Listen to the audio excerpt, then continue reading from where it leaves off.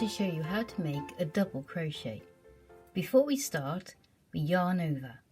Then we put the hook into the stitch. Yarn over again and bring that through so we have 3 loops on the hook.